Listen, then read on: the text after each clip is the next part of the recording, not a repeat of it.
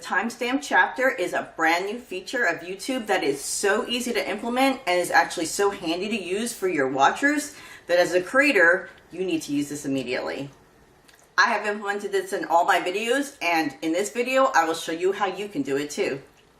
Okay, this video is a short one. It's divided into 2 steps. The first step, timestamp feature. This is something that is really simple and it's something that's so convenient and helpful to your users. You really need to implement it. The timestamp is basically a table of contents for your video, but also it allows you to jump right to that section of the video.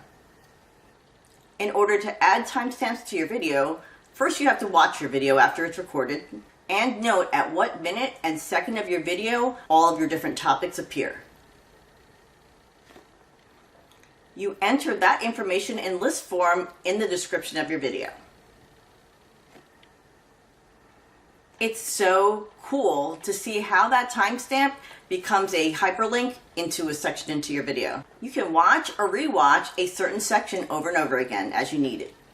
Okay, and before I give you that super easy next step to convert your timestamps into chapters, please give me a thumbs up on this video so others can find it as well. Well, once you have your timestamps, or what I like to call them table of contents, set up, it's very easy to convert them into chapters. What you do is simply add a 0:00 timestamp to the top of your list.